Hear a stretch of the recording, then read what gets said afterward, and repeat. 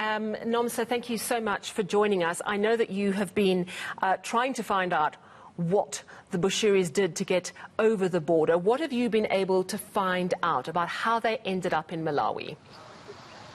There are a lot of suspicions, particularly from the South African police side, in terms of how they could have done so. So the first suspicion here is that they possibly could have been able to sneak out of South Africa by road with the help of a luxury car stealing syndicate that steals cars from South Africa and then brings them here into Malawi. And it's suspected that they possibly used the Mangochi border post, which is in the south of Malawi. I see. And in terms of crossing over, would they have come via Bight Bridge and then either through Zambia or through Mozambique to end up via road in Malawi? It sounds like they were able to come out of South Africa using the Pongola border post into Swaziland and then into Mozambique. So it looks like they used the long route to get here, not to be detected. But from obviously the things that we see here is that they had to pay a lot of money to ensure that they were able to get to Malawi safely. And also there are suspicions as well that the couple could have possibly traveled separately to also avoid detection. And so you say your information suggests they could have left via the Pongola border here in South Africa, using what, likely fake passports or possibly bribing officials at the border? No passports at all, possibly, but a lot of money to get in and obviously to make sure that they are undetected and that they are safe. It looks, though, that no passports were used at all in this regard. Now, we know that an arrest warrant has been issued from South Africa.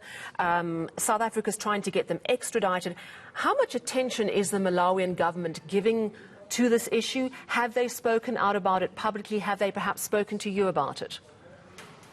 The Malawi government started speaking about this issue on Saturday, a few hours after Shepherd Bushiri announced that he was actually here in Malawi. I spoke to the Foreign Affairs Minister, Eisenhower Mkaka, who confirmed to me that by the investigations that they had done as the government here, that it looked as if Bushiri arrived in Malawi on Wednesday evening. And the BBC also spoke to Bushiri on Saturday evening, in which he confirmed to the BBC that he arrived here in Malawi on Wednesday evening, but when probed about how he did it, how he managed to get into the country, he would not be drawn on that. All he said was what is important to him and his family is that they have been able to flee South Africa and come here because they felt that their lives were in danger. He also said, though, that he's expecting that his government is going to intervene politically and speak to the authorities in South Africa to help with this. But from what we gather from the government here,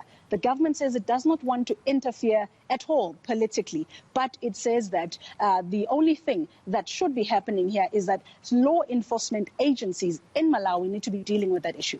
Yes, now we understand that this, while there is an extradition treaty among SADC members, ultimately it's Malawian law that has to decide whether to force the Bushiris back to South Africa. I spoke to a Malawian lawyer just a little earlier, and the fact that they've raised their concerns about safety for their lives could actually put a stop to that extradition process. It is going to have to be resolved to a certain extent on a diplomatic level. While there's the law, there's also diplomacy, and relations between Malawi and South Africa are so important for Malawi particularly. That response that they're not going to interfere is an interesting one. Do you expect that position to change, Nomsa? At this stage, it's highly likely that the position will remain as it is. But we have seen correspondence from South Africa in the form of a press statement from the International Relations Department, in which they say that the relations between Malawi and South Africa are cordial, and that they will continue to ensure that those relations stay like that. But there is no doubt that the escape of this controversial pastor actually threatened diplomatic ties between South Africa and Malawi. So it remains to be seen how the two countries can actually resolve this and ensure that Shepherd Bushiri and his wife Mary do go back to South Africa to face justice. It could take years.